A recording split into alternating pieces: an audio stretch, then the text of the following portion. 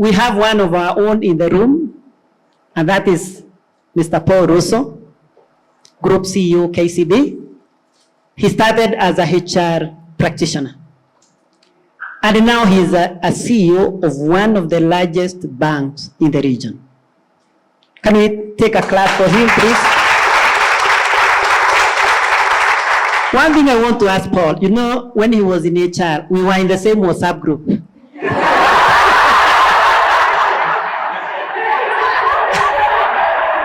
And now he left the WhatsApp group, and he joined the ones for the CEOs. Now tell me, Paul, what happened? And how did you get here? Go ahead. Yeah, first, let's switch to a hoarse voice from those great voices from Rita and Koske. And I also saw a lady in the morning. I was in suits, and she's the one who told me, don't come in suits. The dress code is African. So thank you so much. Otherwise, ningekuwa hapa nimegonga kama Koske. And everybody will think, you know, we just don't take instructions. So I think, Dr. I don't know, mine is a very, very long story, but I'll try and just, try and bridge it. There are certain things that happen in your life from early stages that form a fundamental or a foundation for you to strive for something big. And away from just growing in Marsabit and trying to survive with yellow maize from Moi, at the mercy of the Catholic Church, it was in 1998-99, for those of you who remember, Moi was recruiting General Service Unit officers from Kamatusa. How many of you know what Kamatusa stands for? Kalenjin, Masai, Turkana, Samburu. And they had gone to divisional level. And because I was in Lysamis Primary School in Lysamis Division, the recruitment was happening where? Lysamis. Every tall classmate joined GSU. We were left 6 of us in the class. And so I could have been a GSU by now. And therefore, because for parents of pastoral background, that the kids got an opportunity and they are now going to work, those of us who were left, the 6 of us who were left in class, now had to fight another route. Isn't it? Because every parent was looking up to us to get jobs and so forth. So that was one fundamental change for me. The second one on the foundation is because I've been educated by well-wishers through. And therefore, the only thing you can give back is performing. Isn't it? Ni pesa ya mtu, you don't know who the person is, Food for the Hungry International, just have to work hard. Now, maybe also the best thing that happened to me was to study Bachelor of Anything. Because then I was just free. Okay, there was a bracket, business management. But then you just pursue what you need to pursue. But the breakthrough for me came in, and I'm in HR by accident. Many of you have said this before. So, East African breweries advertised for management trainees. 600 of us applied. I applied. Guess what I applied for? Marketing. Because I could see these cars branded Tusker, and who said the guy from Marsabit can't be driving them? So I was dreaming. That was what I was looking for. And as we went to the interview and 10 of us were picked, I was the only guy picked for HR. That's how I ended up in HR. But I think going back to what Rita said, I was in HR and a Jean Jerry Moore, one of the most amazing HR persons that gave me space to do things that early enough. By second year of training, I was already acting on compensation benefits manager. In my second year of training, I was leading the HR work stream to close Castle breweries. By my second year of training, I was negotiating CBA. You just have to do it. Not because I was smart, because I was given opportunity and I took the opportunity. The second part of my elements on the pillars is I took risks. I was doing very well in breweries. Can you imagine? You've just left campus, you're in year 2. We were being paid money. I used to lend money to the other trainees because I didn't know what to do with the money. 60,000 shillings was just too much. Lakini interest ilikuwa. Right? Interest. And I'll try and fast track, so Daktari, just be patient. I went to Unga. Can you imagine moving from breweries to commercial street Unga? And I became a HR manager for Unga Holdings. At that time, the MD of breweries thought I was mad. But I negotiated the Unga CBA at that age. 12 months exactly, I was in Barclays. 12 months. Working under one awesome HR professional called Paul Kasimo. And we did amazing things. And the other pillar is, who do you work for? Who do you work with? Who is the leader? I've been intentional of who I work with. I am not going to waste my time for a person who is just interested on their own. And I did that very early now. And maybe it helped because I did my Institute of Personnel Management qualification in my first year of being a management trainee. So I understood the details and concepts of HR that early. So I was intentional about the leader that I work with. And fast track, like Rita, because Barclays, when it was Barclays, sorry for those of you who now work for ABSA.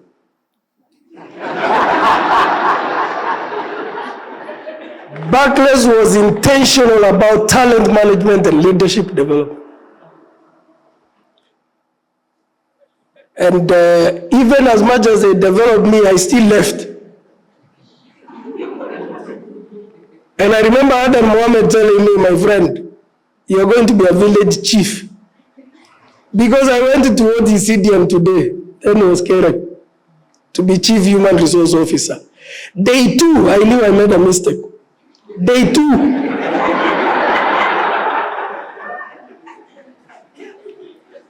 Day 2. I realized these guys just wanted me to try and fix certain things for them. They were just buying the skills. And Mr. Kimathi can hear me, it is a fact, I told you.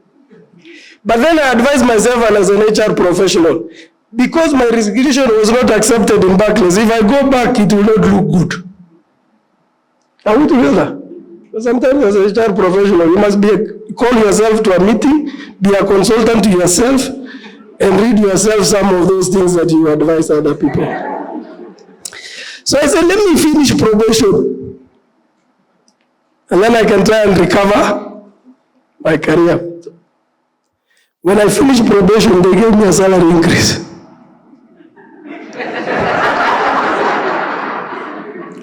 When I received the letter with confirmation and salary increase, I gave my resignation. That's how I ended up in PricewaterhouseCoopers. Again, working under Kuria Mushiru as a partner. I couldn't get a better person to work under. And at a point I was looking at Africa Central, going all the way to Nigeria. Doing very well with Charles Mushere. Go back, risk taking, yeah? Barclays tells me, Paul, we want to send you as an expatriate. Why? Because you're still in our talent pool. Think about it. I left, but I was still in the talent mapping. So I joined Kenya as a senior HR business partner, and same day went to Tanzania as a head of HR for 3.5 years. Now here is the story. I'd already done 1 year MBA in Strathmore.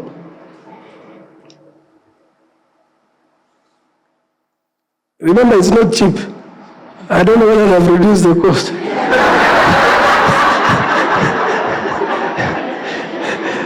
I'd already put in what? 1 year. So I go to Tanzania, I report. I don't know whether Roy is here. I used to fly in on Thursday at my own cost to come to class, Thursday evening, Friday evening, Saturday, fly back on Sunday. That's how I finished my MBA. Yeah. You've got to pay the price for what you want to be. There is no shortcut. That's the other point, Doctor. You've got to pay the price. And Barclays was not paying a cent. 3.5 years down the line, my family was here. I came back, they said, Paul, you know, you've gone into the top 100. From UK all the way, now you're in the top 100. South Africa. 3.5 years. The day I decided I'm leaving to join KCB, the HR director for Africa looked at me and said, my friend, you are just about to get to my position. What's wrong with you?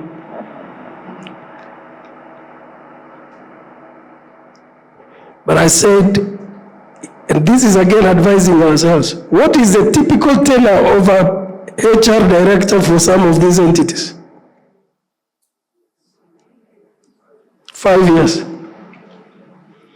I said, this vacancy will not come. While I built global experience, I need to build what they call ROCO. I need to come back. That's how I took the HR director job. But remember, I said you must take risks. Most of my friends and leaders said, Paul, why would you go to a government culture entity? I said, that is where there's opportunity to create impact. So sometimes you must go to the lowest of the spaces. It is only when you clean a dirty house when people will see the difference. You try and clean Strathmore, uone need.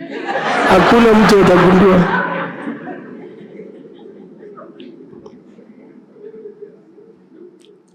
Fast track. 2 years down the line, Chase Bank goes under receivership. You remember? You remember? KCB became the managing agency for Central Bank and KDIC, Kenya Deposit Insurance, isn't it?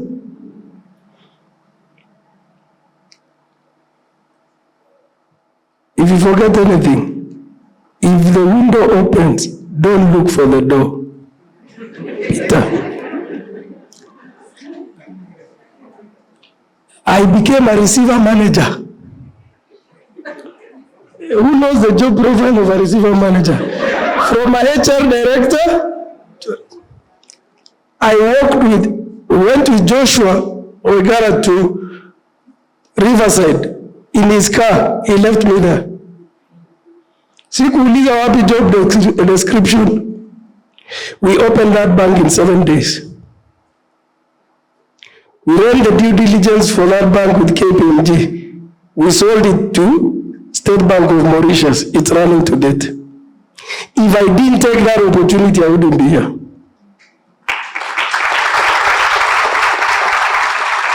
I moved from being a member of Group Exco of KCB to a guy who is roaming there, who is not known from the institution. I was perfectly okay with that. You must be perfectly okay taking opportunities that do not have titles that build your experiences. And I'll come to summarize it at some point. Then I finished successfully. Now here's the story. We made 2 billion net on management fees.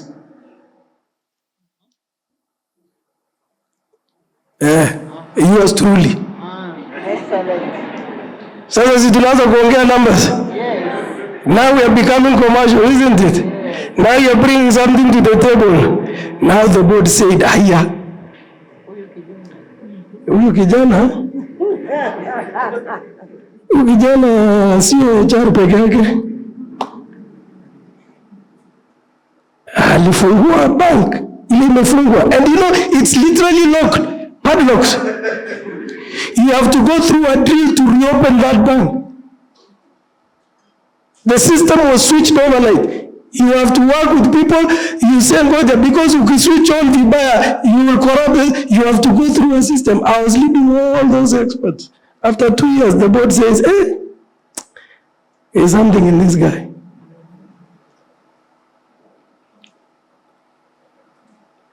At that time, all our subsidiaries outside KCB Kenya were contributing 5% of profits of KCB.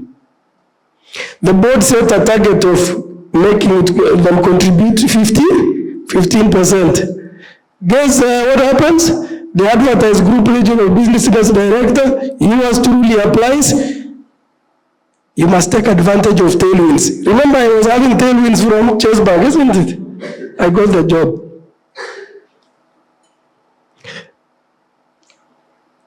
By the time, I think year 2 of that job, we have moved it to 17% contribution.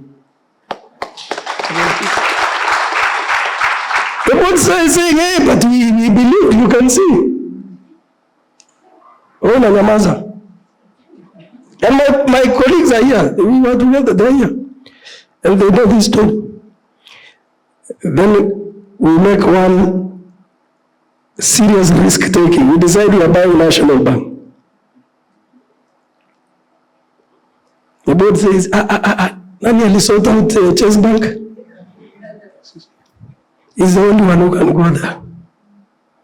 I say, I'm not interested. Yeah, I'm doing very well. I've grown you from 5% to 17%. That's how I became MD of National Bank. We took National Bank from 900 million loss to 2.4 billion profit.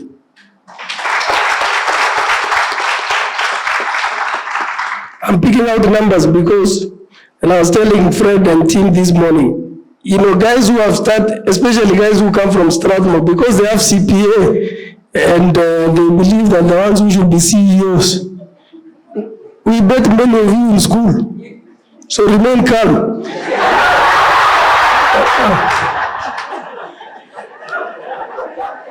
You must have that belief. And then the role of the CEO became vacant. And there I was. I had come to the same level with the CFOs by virtue of building those experiences. The only thing now that was deep between us and the CEO job was 7 psychometrics and a board interview. Sasa hii psychometrics ni kitu ya kuanguka.